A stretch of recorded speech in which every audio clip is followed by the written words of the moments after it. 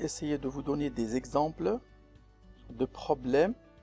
Bien sûr, on va se restreindre sur les problèmes à une dimension et à potentiel constant. Alors, notre premier exemple, ça va être une marge de potentiel. Alors, la marge de potentiel étant un potentiel qui est défini par, tout simplement, 0 ou bien V0, donc 0 pour les x négatives et V0 pour les x positives. Donc, si on veut tracer ce potentiel, d'accord, donc pour les x négatives, le potentiel est le nul, pour les x positives, le potentiel étant égal à V0.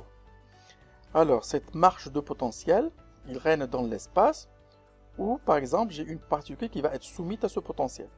Alors, soit E, l'énergie totale de la particule, l'énergie totale de la particule étant donnée par 1 demi mv carré, c'est-à-dire l'énergie cinétique, plus l'énergie potentielle.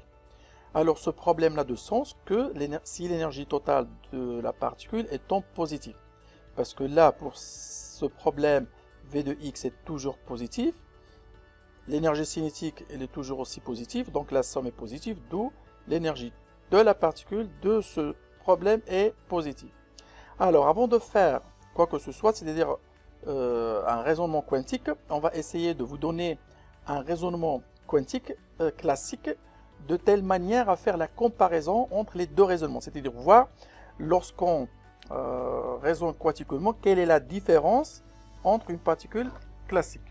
Alors, donc, on va commencer par un calcul classique, très simple, mais il faut supposer qu'on a deux cas, c'est-à-dire on a deux cas sûrement, parce que l'énergie de la particule, soit elle est supérieure à la barrière, soit elle est inférieure à la barrière. Alors, donc, je vais supposer premier cas où lorsque j'ai une énergie qui est inférieure à V0, alors dans ce cas, bien sûr, la particule il ne peut pas se trouver dans la région 2 pour les x positives, parce que son énergie est inférieure à la barrière, il ne peut pas franchir la barrière. D'accord? Pour calculer sa vitesse, par exemple, dans la région 1, on peut facilement calculer cette vitesse, sachant que l'énergie totale étant 1 demi mv carré plus Vx. Dans la région 1, la vitesse elle est nulle, d'où on déduit facilement la vitesse de nos particules dans la région 1. Donc je répète, je vais faire un raisonnement classique. J'ai deux cas qui se présentent, soit une particule qui a une énergie qui est supérieure à la barrière, soit inférieure. Premier cas, si la particule a une énergie inférieure à la barrière. Donc dans ce cas, la particule ne peut pas se trouver dans la région 2. Elle peut se trouver que dans la région 1, parce qu'elle a une énergie inférieure à la barrière. On peut déduire sa vitesse facilement par l'expression E égale 1 demi mv carré, puisque le potentiel étant nul. Alors, si l'énergie de la particule est supérieure à V0, donc dans ce cas, ma particule peut aller partout, il peut se trouver dans la région pour les x négatives ou dans la région des x positives. Alors, s'il se trouve dans la région des x négatives, sa vitesse est facilement V égale racine de 2E sur m, puisque le potentiel dans la région 1, pour les x négatives, elle est nulle. Alors, si elle se trouve dans la région 2, sa vitesse va être inférieure, puisqu'il y a un potentiel qui se rajoute, d'accord? Donc, l'énergie cinétique, ça va être VE, va être E moins V0. Et on déduit notre vitesse par racine de 2E moins V0 sur m. Donc, voilà ce qui se passe de point de vue classique lorsque ma particule a une énergie qui est supérieure à la barrière de potentiel. Je suppose si la particule par exemple arrive de moins l'infini avec une vitesse v, en x égale à 0, c'est-à-dire au début de la barrière, la particule va être freinée, sa vitesse va diminuer et continue son chemin avec une vitesse inférieure. Donc voilà ce qui se passe de point de vue classique et maintenant on va faire un raisonnement quantique. Alors raisonnement quantique, bien sûr j'ai toujours deux cas qui se présentent. Particules ayant une énergie supérieure à la barrière ou inférieure à la barrière.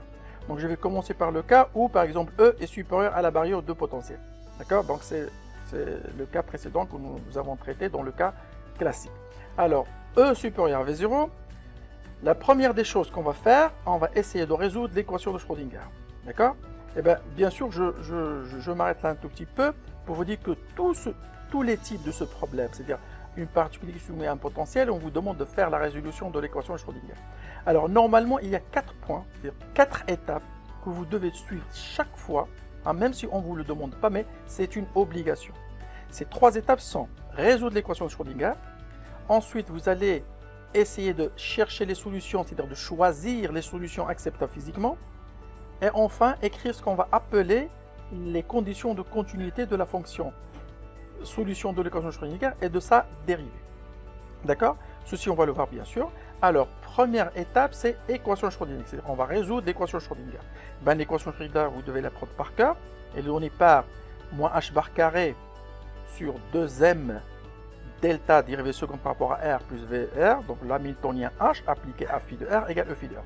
Alors là, je rappelle qu'on est en train de faire la résolution de l'équation de Schrödinger indépendamment du temps. C'est-à-dire l'équation aux valeurs propres. D'accord? On est dans un état stationnaire. Alors, je dérive la fonction phi deux fois, plus v potentiel, phi de x égale e phi de x. D'accord? Alors, je vais écrire cette équation de cette manière.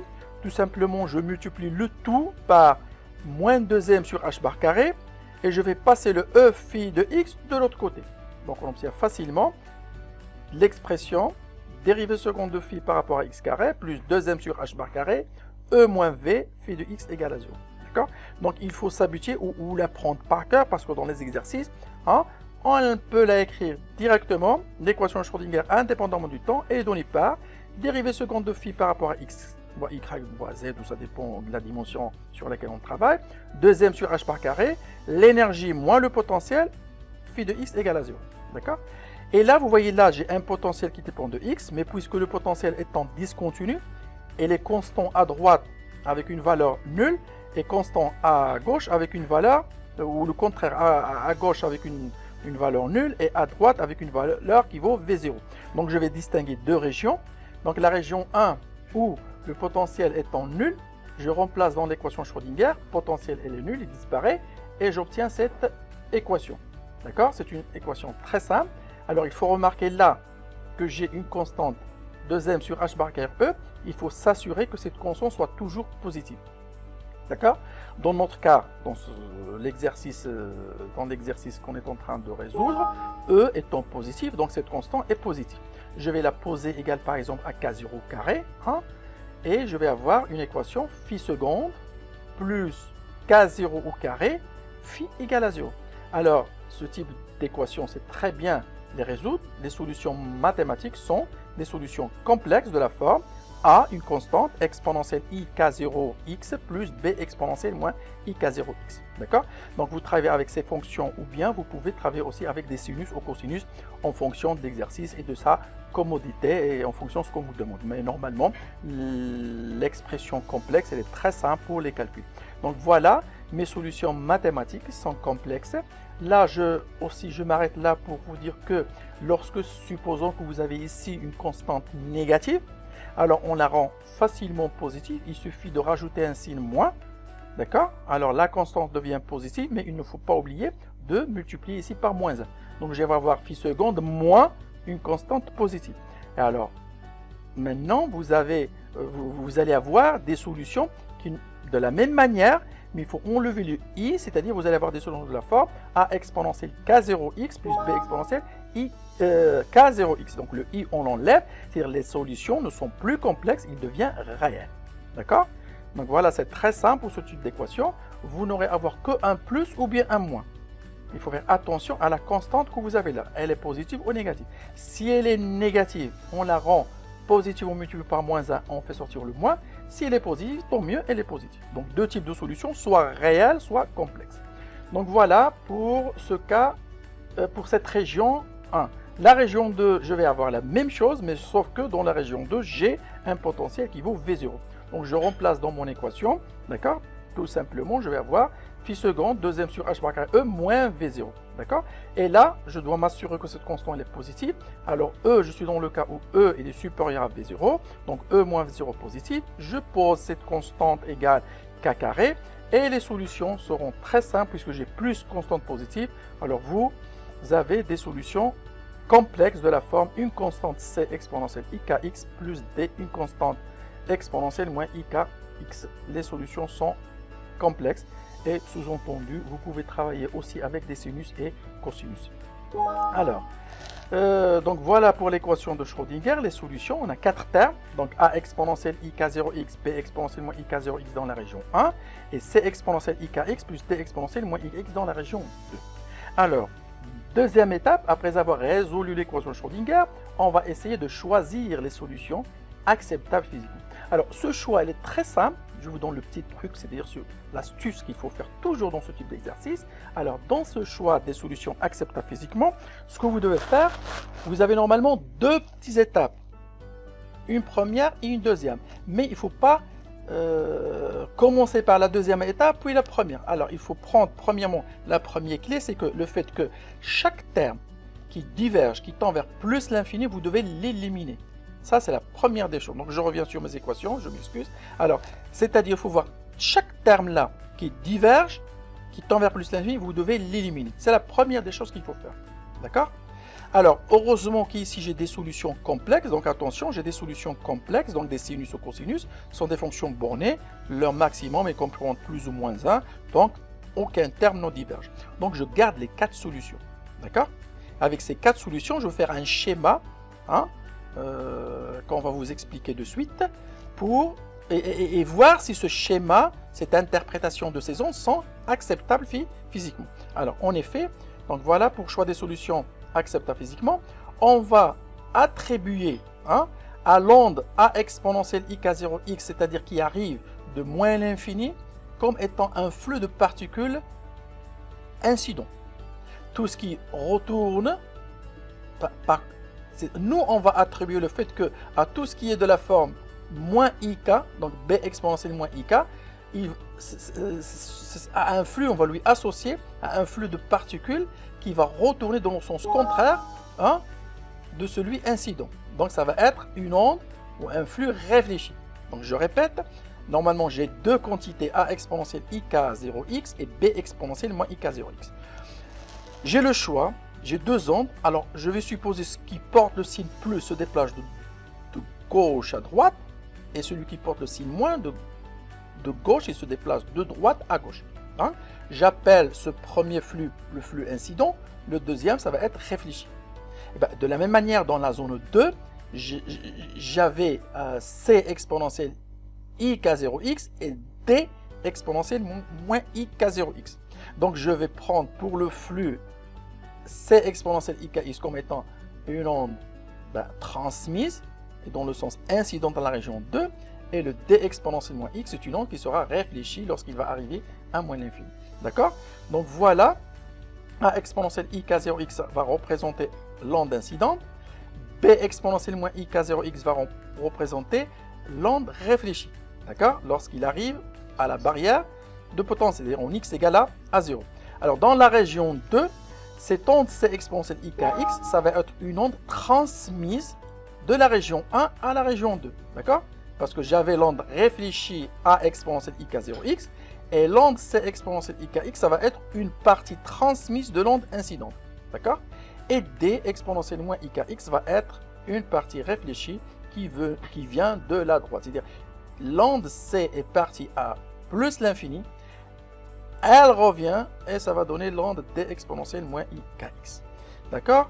Alors, voilà mes quatre quantités, les 4 ondes, onde incidente, onde réfléchie, onde transmise, onde réfléchie. Lorsque je veux faire un schéma, par exemple ici, d'accord? Alors là, voilà, aucun terme ne diverge, je garde les 4 quantités, d'accord? Et là, je vais faire un schéma qui est acceptable physiquement. Donc, j'attribue à l'onde a exponentielle ik0x l'onde incidente, arrivant à la barrière, c'est en x égale à 0, et il va être réfléchi, d'accord? Et ça va donner l'onde b exponentielle moins ik0x. Ensuite, cette onde, une partie va être transmise à la région 2, donc ça va être l'onde c exponentielle ikx. Cette onde va jusque plus l'infini. Je ne sais pas ce qu'elle va trouver là-bas, peut-être un obstacle, une barrière, il va retourner pour donner lieu à l'onde d exponentielle moins ikx. Mais bien sûr, à l'infini, je n'ai pas des garanties comme quoi il y a une barrière, ou je ne sais pas ce qu'on peut trouver à l'infini. Alors cette onde, hein, puisqu'il y a, on ne sait pas exactement ce qu'il y a à l'infini, je vais la prendre égale à 0. Donc on va choisir d égale à 0, et comme ça on élimine cette onde, parce que je ne l'accepte pas physiquement. D'accord? Donc ce qui me reste, c'est 3 expressions, une onde incidente, une onde réfléchie et une onde transmise. D'accord? Donc voilà les solutions acceptables physiquement après avoir choisi le fait que d égale à 0. Parce que c'est une onde qui revient de plus l'infini, elle n'est pas acceptable physiquement. Et voilà mes solutions finales de l'équation de Schrödinger après avoir choisi les solutions acceptables physiquement. Alors, la troisième et dernière étape qui me reste, ce sont les conditions de continuité. Eh bien, conditions de continuité, c'est très très simple parce qu'il suffit d'écrire les équations de continuité de la fonction phi, solution de l'équation de Schrödinger indépendamment du temps, sur les points où mon potentiel étant discontinu. D'accord?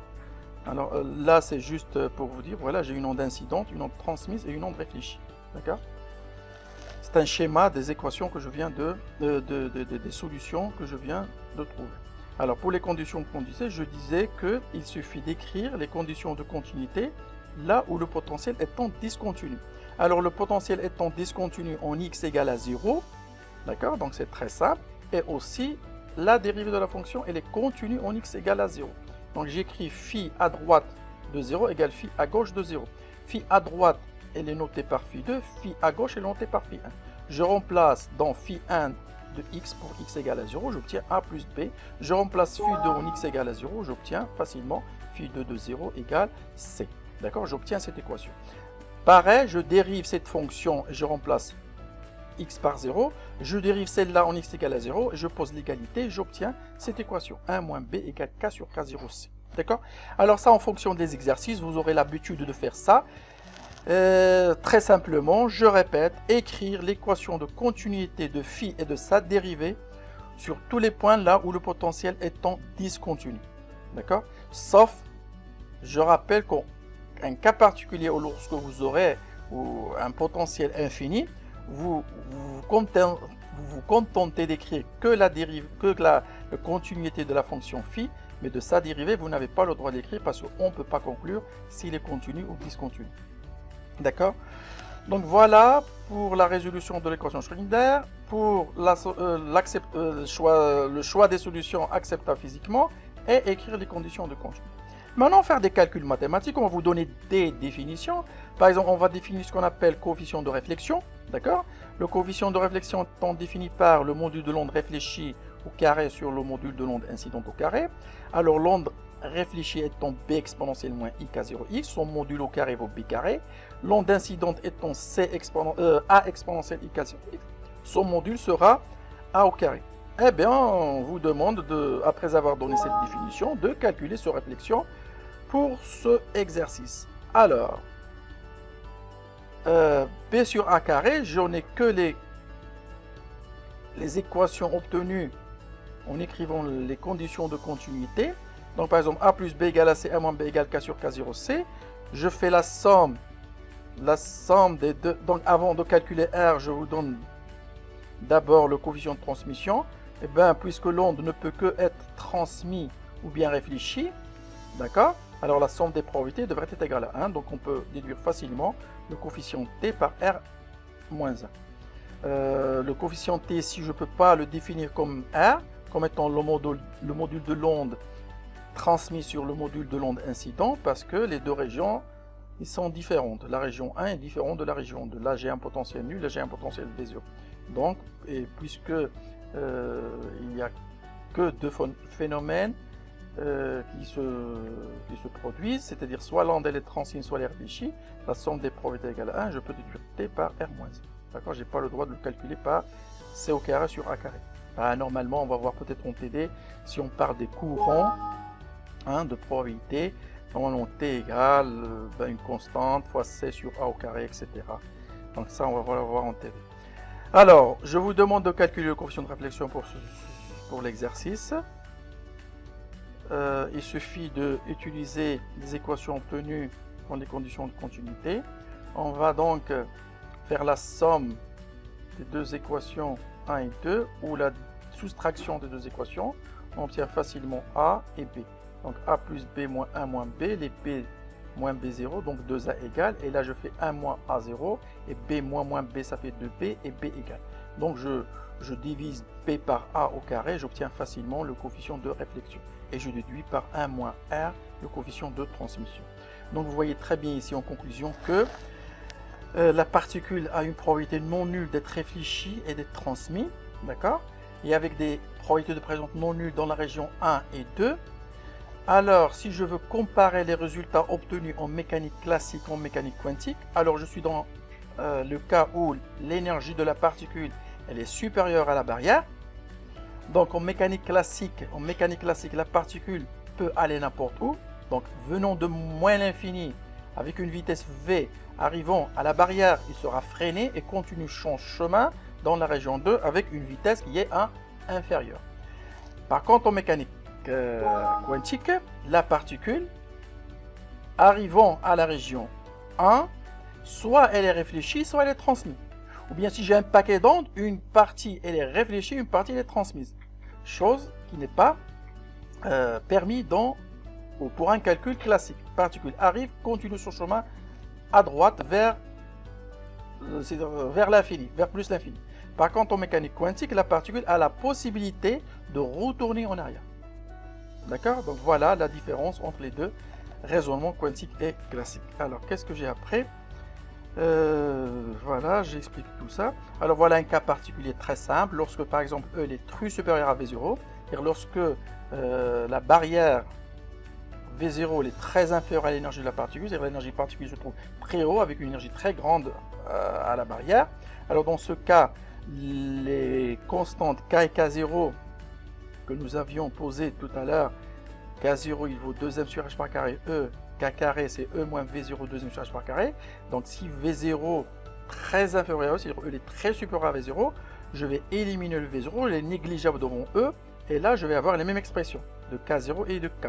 Donc K0 est à peu près égal à K0, je reviens au coefficient de réflexion, K0 est à peu près égal à K, donc K0 moins K est à peu près égal à 0.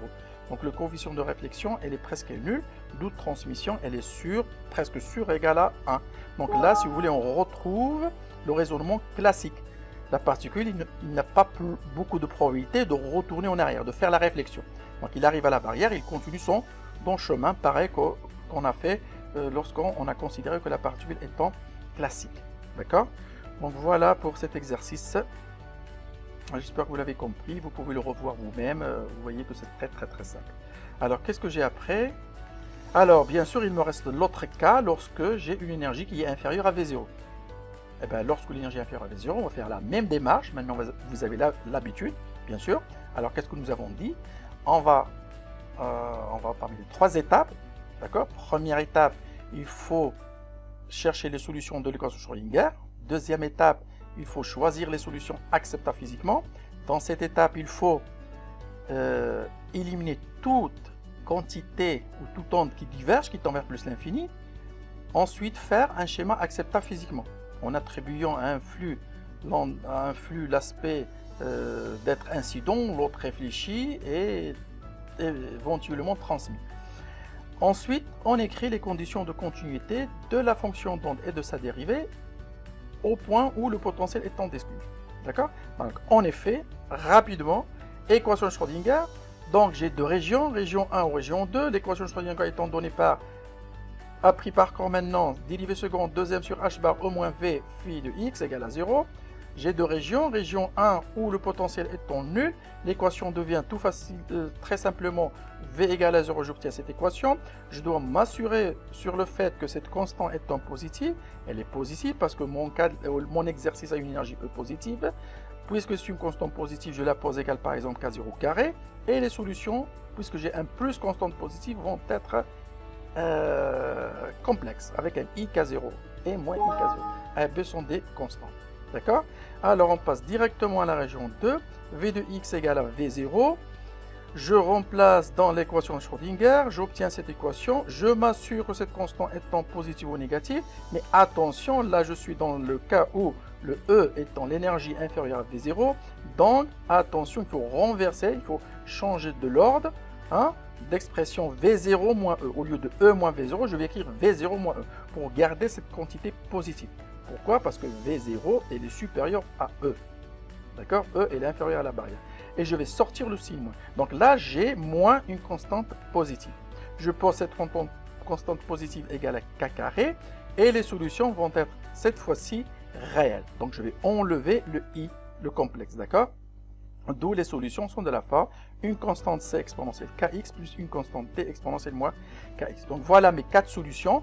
A exponentielle ik0x plus b exponentielle moins ik0x et c exponentielle kx t exponentielle moins x. Donc pour le choix des solutions, je profite de vous dire que j'ai 2 étapes.